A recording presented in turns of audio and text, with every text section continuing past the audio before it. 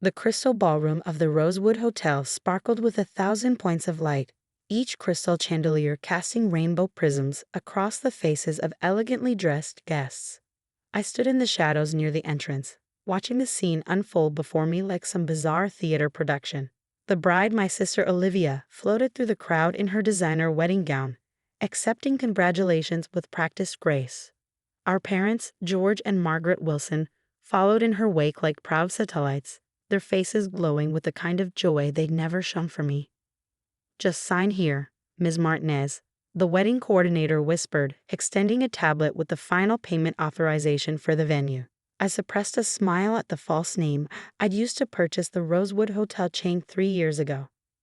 If only they knew that Elena Martinez, the mysterious hotel magnate, was actually Elena Wilson, the daughter they declared dead a decade ago. I scrawled my signature and handed back the tablet, adjusting the elegant mask that covered the upper half of my face. The masquerade theme had been Olivia's idea, though I doubted she realized how perfectly it served my purpose. Behind their own masks, not even my parents recognized the daughter they'd erased.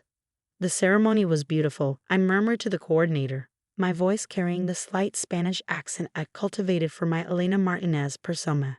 "Your staff has done an excellent job." She beamed at the praise, unaware that I signed her paychecks. "Thank you, Ms. Martinez. We're so honored you came personally to oversee the Wilson wedding. They're one of Boston's most prominent families, you know." I knew all too well. The Wilsons had been Boston aristocracy for generations, their shipping empire dating back to the 1800s. That legacy of success and perfection had been everything to my parents, and the reason they found it so easy to erase their defective daughter. My crime? Refusing to marry the man they'd chosen for me, the heir to a rival shipping company. At 22, fresh out of business school with dreams of modernizing the family company, I dared to suggest that arranged marriages were outdated, that maybe the shipping industry needed innovation more than it needed mergers through matrimony. The argument that followed still echoed in my nightmares. My father's rage, my mother's cold disappointment, and finally the ultimatum: marry Jonathan Porter or be cut off completely. I chose freedom. The next morning, I emptied my trust fund, a mere $50,000 they'd forgotten to freeze, and disappeared. I spent the first month in a cheap motel, teaching myself everything I could about modern business practices, digital transformation, and venture capital. I changed my appearance, adopted a new accent, and built Elena Martinez from scratch. What I didn't know then was that my parents had chosen to deal with my departure in the most dramatic way possible.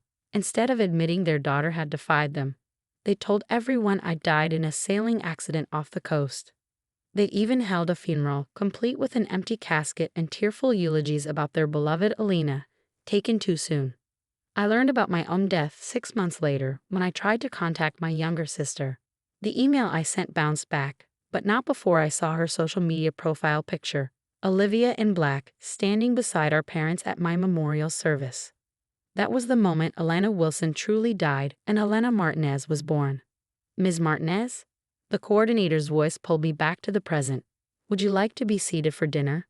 I nodded, following her to a table near the back of the ballroom. Close enough to observe everything, far enough to maintain my cover. The irony of paying for my sister's wedding venue and owning the mansion our parents still lived in wasn't lost on me. Over the past decade, I'd systematically purchased every property the Wilsons used, every hotel they frequented, and a controlling interest in most of their business partners. They just didn't know it yet. My father's voice suddenly carried across the room, loud enough to reach my table. "Everyone, if I could have your attention, please." The crowd quieted as George Wilson raised his champagne glass. He cut an impressive figure in his tuxedo, silver hair gleaming under the chandeliers. 10 years had added distinguished lines to his face, but hadn't diminished his commanding presence. "Today is a day of joy, celebrating the marriage of my only daughter, Olivia, to the love of her life." Only daughter. The words hit like a physical blow, even after all these years. "But it's also a day tinged with bittersweetness," he continued, his voice thick with practiced emotion. "I can't help but think of our beloved Elena, Olivia's sister, who left us far too soon. She would have loved to see this day." Beside him, my mother dabbed at her eyes with a monogrammed handkerchief, the perfect breathing mother still mourning her lost child. If only they knew that lost child was sitting 30 feet away, controlling more wealth and power than the Wilson family had accumulated in 6 generations. A server appeared at my elbow. "More champagne, Ms. Martinez?" I accepted the glass, using the moment to collect myself. I hadn't come here for revenge, or at least, that's what I told myself. I'd built my empire through genuine innovation, transforming struggling businesses into modern powerhouses. The fact that I now controlled most of my family's business interests was just convenient. Such a shame about their older daughter. The elderly woman seated beside me whispered, clearly hoping to share gossip with the mysterious hotel owner. "The poor girl died in a sailing accident. They say she was quite troubled before the end, defying her parents, refusing a brilliant marriage match. Some even whispered she might have, you know." She made a vague gesture. "Done it on purpose." My fingers tightened around the champagne flute.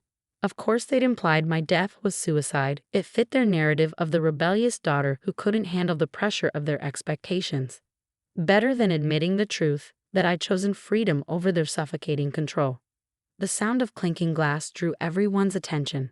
Olivia had stood to make her own speech, her new husband beaming beside her. My little sister had grown into a stunning woman, though her beauty had a brittle quality that reminded me of our mother. "Thank you all for being here today," she began, her voice carrying the same finishing school polish I'd once been forced to learn. "As Father said, this day is perfect in almost every way. The only thing missing is my dear sister, Elena." I took a slow sip of champagne, watching her performance. Elena was more than my big sister. She was my best friend, my protector, my role model. Olivia's voice wavered perfectly. "When we were little, she used to tell me that anything was possible if you were brave enough to chase your dreams. I just wish," she paused for dramatic effect, "I just wish she could see that I finally found my dream." The crowd murmured sympathetically. I fought the urge to laugh. Olivia had been 12 when I left, old enough to understand exactly what our parents had done. She'd chosen their side, happily stepping into the role of perfect only daughter. The sister who'd supposedly been her best friend hadn't even raided a phone call to warn me about my impending death. As dinner was served, I found myself studying the head table. My parents sat there with Olivia and her new husband, along with his equally wealthy family. They looked like something out of a society magazine. Perfectly groomed, perfectly poised, perfectly false. 10 years ago, their perfect facade had crushed me. Now I saw them clearly, small people desperately clinging to outdated power, unaware that the world had changed around them. The shipping industry they dominated for generations was transforming, and they hadn't adapted. Their empire was crumbling, propped up only by the secret investments I'd made through shell companies. "Ms. Martinez?" A man in an expensive suit approached my table. I recognized him as James Porter, my almost father-in-law, though he aged considerably. "I hope you're enjoying the evening. I must say, we were surprised and honored when we heard you'd be attending personally." I smiled behind my mask. "I make it a point to oversee special events at my flagship properties, Mr. Porter.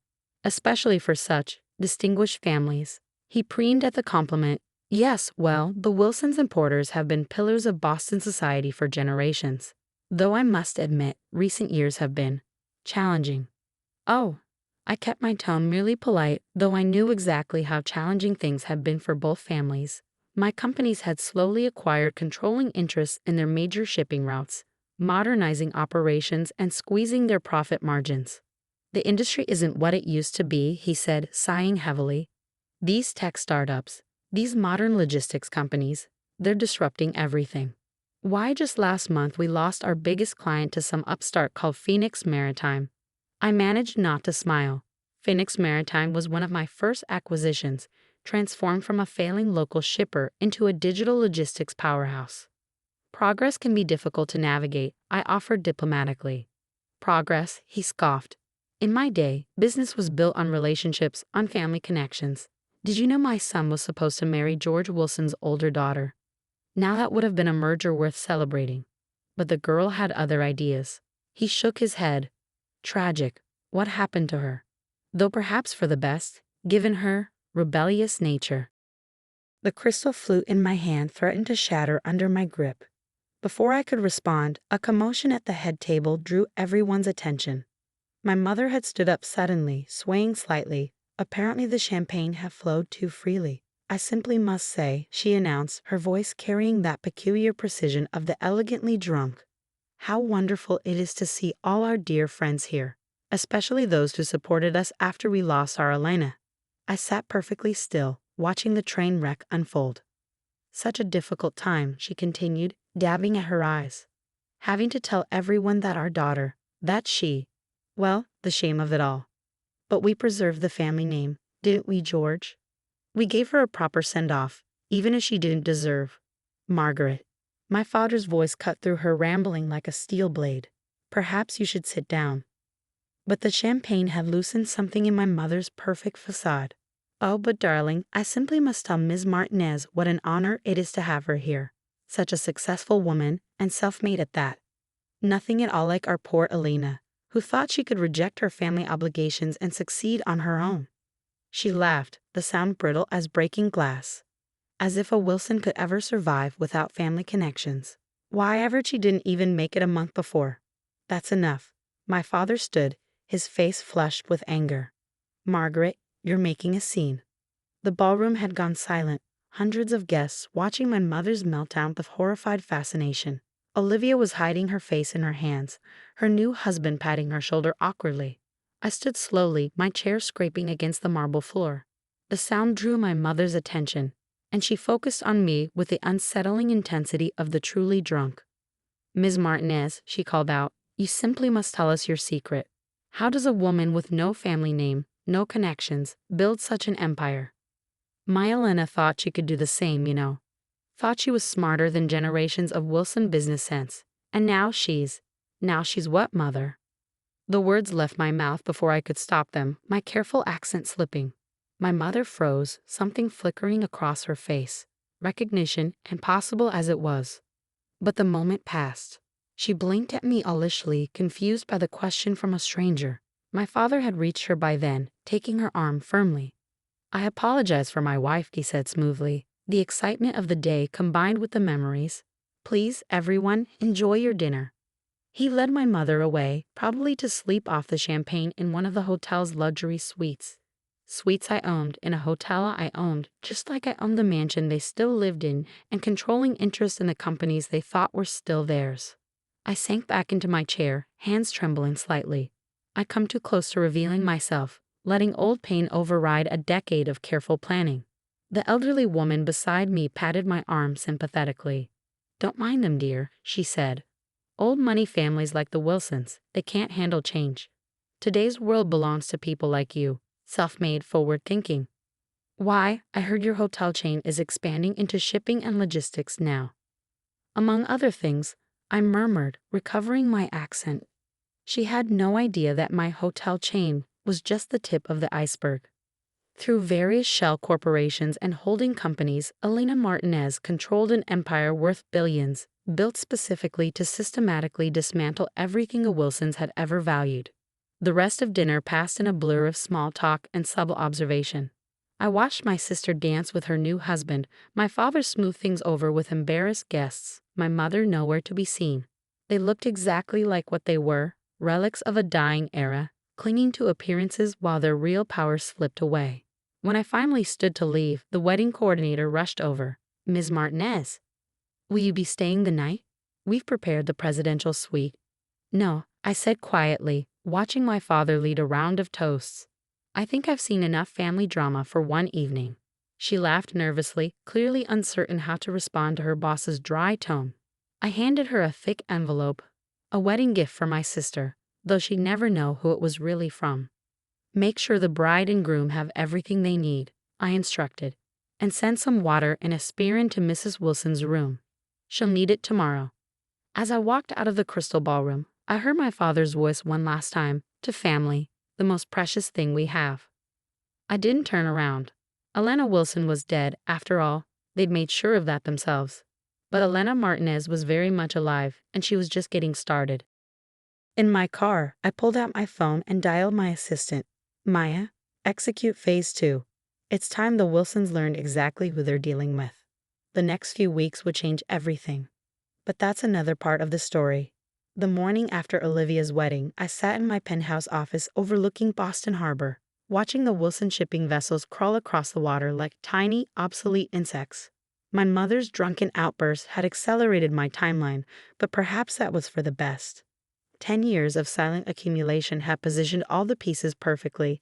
Now it was time to play the game. The numbers are in from last night, Maya announced, entering with her tablet.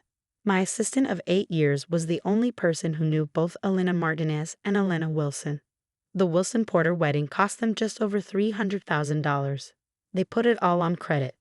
I nodded, unsurprised. And their current financial position? Critical. Maya pulled up detailed spreadsheets. Wilson Shipping's quarterly losses have hit $12 million. They've mortgaged everything they own, which technically means they've mortgaged everything you own since you hold all their properties through shell companies. They're 3 months behind on payments to Phoenix Maritime, which means they're 3 months behind on payments to me. I finished. What about the Porter merger they're counting on? James Porter's company isn't in much better shape. The merger would be like tying 2 stones together and expecting them to float. I smiled, remembering James Porter's condescending comments at the wedding. The man who'd once thought himself worthy of arranging my marriage was now drowning in debt, his company hemorrhaging clients to my more efficient operations. Send notices to all their major clients, I instructed. It's time for Phoenix Maritime to raise its rates. Let's see how many stay loyal to outdated shipping methods when modern logistics could save them millions. Maya made a note, then hesitated. There's something else. Your father has called an emergency board meeting for Wilson Shipping tomorrow morning. Finally, I've been waiting for this moment, carefully orchestrating it through a decade of strategic moves. Prepare the paperwork. It's time for Elena Martinez to make her first public appearance at Wilson Shipping. Are you sure? Maya's concern was evident. Once you start this. They buried their daughter to save face, I said quietly. Now they'll learn exactly what that decision cost them. The next morning, I dressed with particular care, a blood-red Armanis suit that projected power, Louboutin heels that clicked like weapons on marble floors, and a small gold compass pendant that had once belonged to my grandmother. The only Wilson who had truly loved me. The Wilson Shipping headquarters hadn't changed in 10 years. The same imposing granite building, the same brass nameplate declaring founded 1847. The same portrait of my great-grandfather glowering in the lobby. But there was an undercurrent of tension today, nervous whispers and darting glances as employees noticed my arrival. Ms. Martinez. The receptionist jumped to attention. We weren't expecting. That is, the board meeting is private. Not anymore. I handed her a thick envelope. My credentials. As the majority shareholder of Phoenix Maritime and holder of significant Wilson Shipping debt, I have every right to attend. Her hands shook as she verified the paperwork. I watched her face pale as she realized exactly how much power Elena Martinez wielded. Of course. 14th floor boardroom. The elevator ride gave me a moment to center myself. In my ear, Maya's voice provided updates through a discreet earpiece. All board members present. Your father's trying to push through an emergency restructuring plan. He still thinks he can save the company without outside help. The boardroom doors were heavy oak, stretching from floor to ceiling. I paused for a moment, hearing familiar voices through the wood. Can't accept these terms, my father was saying. Phoenix Maritime is trying to steal our company piece by piece. We don't have a choice, George, another voice responded. We're bleeding clients, our ships are outdated, and this mysterious Elena Martinez owns half the ports we use. I pushed the doors open. The conversation died instantly. 12 men in expensive suits stared at me. Old money, old power, old ideas. At the head of the table, my father stood frozen mid-gesture, his face darkening as he recognized the woman who'd attended his daughter's wedding. Ms. Martinez, he managed finally. This is a private meeting. Not anymore. I strode to the table, my heels echoing in the silence. Please don't let me interrupt your discussion of my company's terms. Your company? He spat the words. Phoenix Maritime is nothing but an upstart using digital gimmicks to steal established clients. Wilson Shipping has survived for 6 generations, and will survive for precisely 12 more days, I cut in smoothly, unless you accept the merger terms I'm about to offer. I placed a folder on the table. Inside was the culmination of 10 years' work, documents proving my ownership of their buildings, their warehouses, their homes. Evidence of their mounting debts, their failed modernization attempts, their desperate efforts to maintain appearances while their empire crumbled. "This is impossible," my father whispered, flipping through pages. "These properties, our house, the hotel chain, all belong to me," I confirmed, "along with controlling interest in most of your remaining clients' companies. Face it, Mr. Wilson, you're not just losing, you've already lost."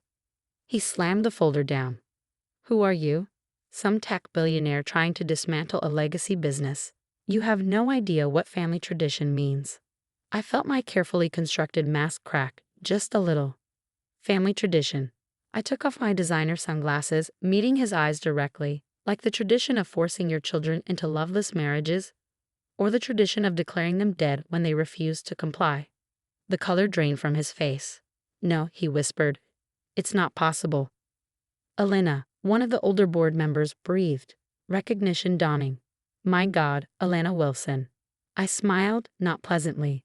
"Elena Martinez, actually. I took the name after you killed me. Makes for a better corporate image than being the dead daughter of a failing shipping magnate." Chaos erupted in the boardroom. Board members shouted questions. My father stumbled back into his chair, and somewhere in the building an emergency alarm began to wail. "Enough." My voice cut through the noise like a whip. "You have exactly 24 hours to accept the merger proposal. If you refuse, I call in all outstanding debts and sell your remaining assets to my subsidiaries. Your choice." I turned to leave, then paused at the door. "Oh, and father, you might want to check on mother. I hear she's still recovering from quite a spectacle at Olivia's wedding." Security guards burst in as I walked out, responding to some panic button my father had probably pressed.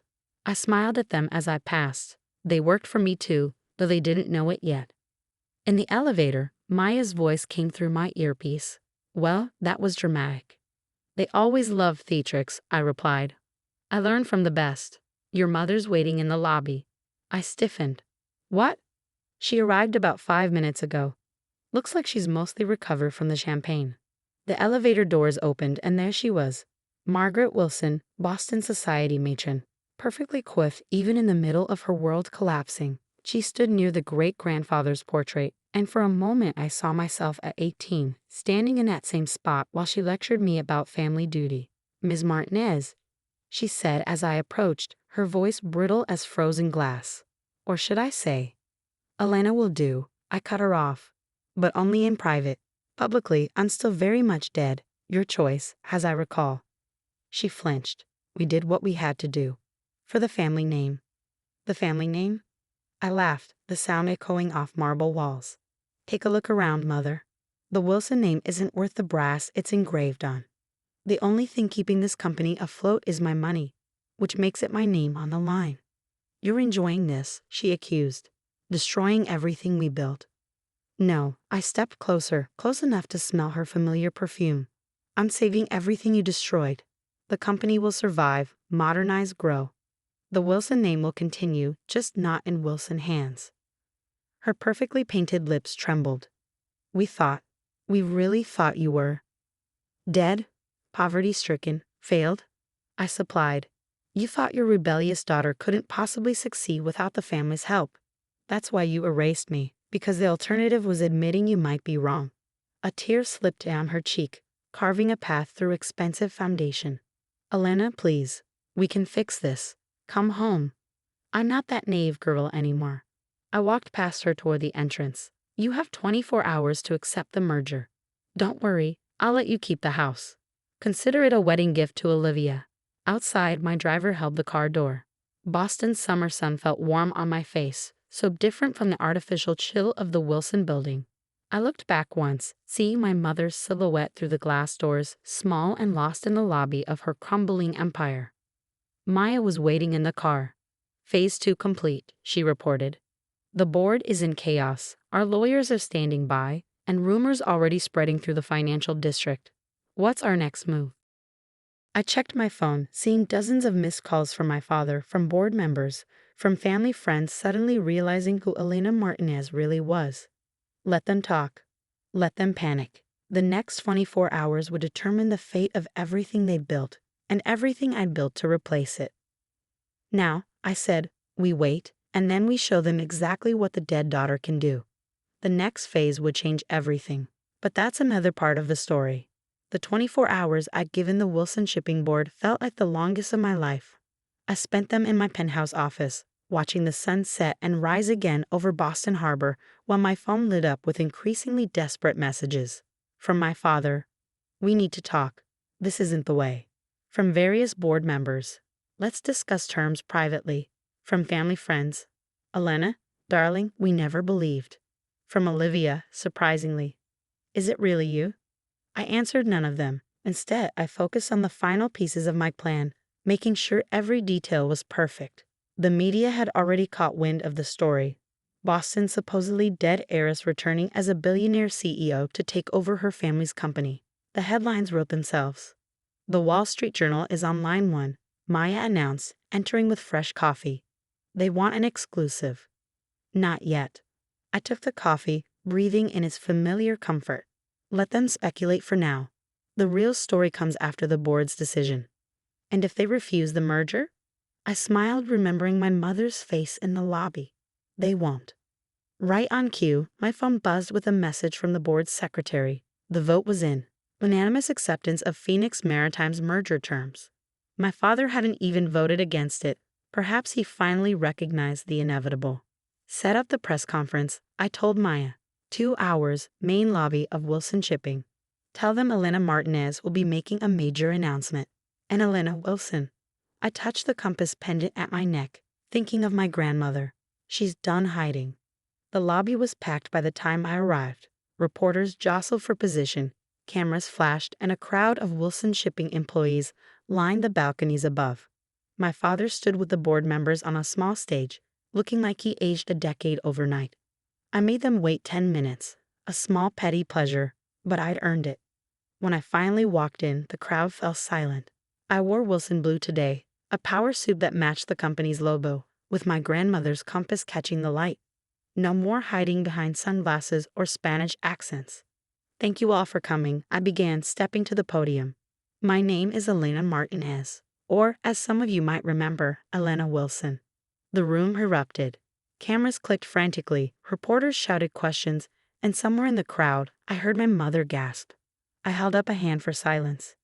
10 years ago, the Wilson family announced my tragic death, a sailing accident off the coast. The truth is somewhat less dramatic. I simply refused an arranged marriage and left to build my own life. My parents, finding this embarrassing, chose to bury an empty casket rather than admit their daughter had defied them. My father stepped forward, face dark with anger, but security, my security, held him back. In the decades since, I continued. I built what they said was impossible. Phoenix Maritime revolutionized shipping logistics, embracing modern technology while companies like Wilson Shipping clung to outdated methods. We grew rapidly, acquiring ports, properties, and clients, including many former Wilson assets. I turned to face the board members directly. Today, I'm announcing the merger of Wilson Shipping with Phoenix Maritime. The Wilson name will continue, but the company will be completely restructured. All current board members will be retiring with generous compensation packages. More chaos, more shouted questions. I noticed Olivia slip into the back of the room, still in her honeymoon tan, watching with wide eyes. "And now," I said, "I'll take questions. Ms. Wilson, did your family know you were alive?" "No. They were quite committed to my death." "Ms. Martinez, how did you build your empire?" "The same way I would have modernized Wilson Shipping, had I been allowed, by understanding that tradition without innovation is just slow decay." "Mr. Wilson, your response to your daughter's return?" My father stepped forward, and for a moment I saw something crack in his proud facade. "Elena, we thought. You thought I'd fail." I finished for him. "That's the problem, father. You never saw who I really was." He aged another decade before my eyes. "We did what we thought was right." "No," I corrected quietly. "You did what was easy. Erasing you was easier than admitting I might have had better ideas. Declaring me dead was easier than explaining why I left. Even now, giving up control is easier than watching your company collapse under its own weight." "Elena," my mother's voice, somewhere in the crowd. "Please." I ignored her, addressing the reporters again. "The merged company will retain the Wilson name out of respect for its history. But make no mistake, this is a complete transformation. We're moving into the future, whether the old guard likes it or not. More questions flew, but my attention was caught by Olivia pushing through the crowd. She looked different from the polished bride of 2 days ago, younger somehow, more like the sister I remembered. You were there, she said, reaching the stage. At my wedding. You watched us all. Pretend to mourn me. I raised an eyebrow. Yes. I knew. Her voice dropped so only I could hear. Sometimes I'd look at old pictures and think I saw you in the background. At charity events, business functions, I thought I was going crazy. You aren't. Why didn't you tell me? Back then, when they first. Would you have kept my secret? I studied her face, seeing the answer. No, you were always their perfect daughter. The one who'd never disobey. She flinched. I was 12. Old enough to know right from wrong. I softened slightly, seeing real pain in her eyes. But young enough to be afraid of ending up like me. A tear slipped down her cheek. I missed you. The real you, not the sanitized dead sister they talked about at parties. For the first time, I felt my own composure crack. I missed you too. But I couldn't be who they wanted. I had to be myself. Ms. Martinez. A reporter's shout broke the moment. What happens to the Wilson family now? I turned back to the crowd, professional mask firmly in place. They'll retain their personal assets, those that aren't already legally mine, and receive fair compensation for their shares. I'm not here for revenge. I'm here to save a company that lost its way. And the family relationships. I looked at my father, defeated on his own stage, my mother crying quietly in the crowd. Olivia, torn between the sister she'd lost and the parents she'd chosen. Some things, I said quietly, can't be fixed with money or business deals. The Wilsons declared their daughter dead rather than accept her choices.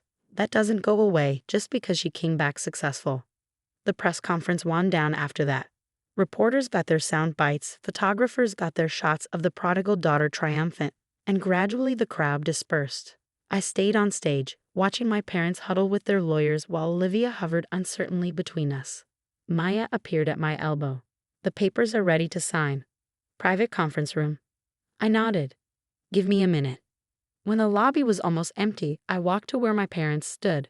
Up close, they looked old and tired, nothing like the towering figures of my childhood. The lawyers will explain everything, I said professionally. You'll be comfortable. The house is yours for life, the vacation properties too. I'm not interested in leaving you destitute. Just powerless, my father said bitterly. Like you left me? I smiled without warmth. The difference is, I'm giving you a choice. Sign the papers, accept a comfortable retirement, maybe even try to rebuild something resembling a real family relationship. Or fight me, lose everything, and prove that pride really is more important than blood. My mother reached for my hand.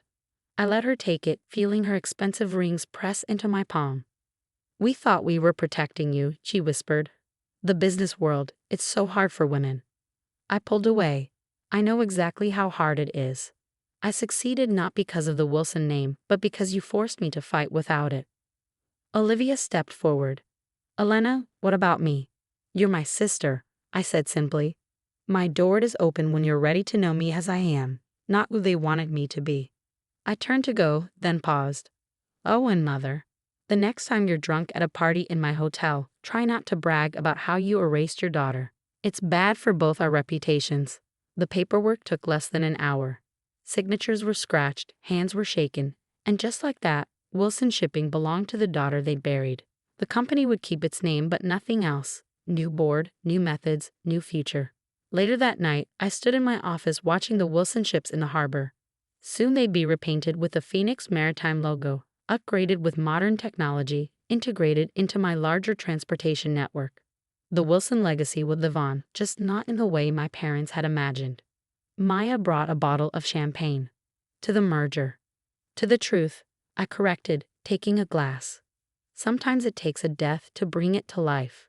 Your sister's been calling, she said carefully, and your grandmother's compass. I touched the pendant. Grandma knew. She left me this compass the day before I disappeared, said sometimes the right path isn't the easy one. Smart woman. She would have loved seeing this. I sipped the champagne, remembering. She always said the Wilson pride would sink us faster than any storm. My phone buzzed. Olivia again. This time I answered. Can we talk? She asked quietly, Really talked, just us? I looked out at the harbor where the Wilson ships floated in darkness. Come over. It's time you saw who your sister really is. After I hung up, I asked Maya to order dinner for two. It would be a long night of explanations, of bridging the gap between the sister who died and the woman who rose from those ashes. But maybe, just maybe, something good could come from all this. I wasn't Elena Wilson anymore. That girl had died exactly as her parents claimed. But Elena Martinez was stronger, successful beyond their wildest fears, and finally, absolutely free. The merger would save their company. The money would save their lifestyle. But the truth, that would save me. And in the end, that's what the story was really about. Not revenge, not money, not even family. It was about a girl who had to die to become who she was always meant to be. I raised my glass to the dark harbor. To Elena Wilson, I whispered, "May she rest in peace." Then I turned away from the window and went to meet my sister, ready to begin whatever came next.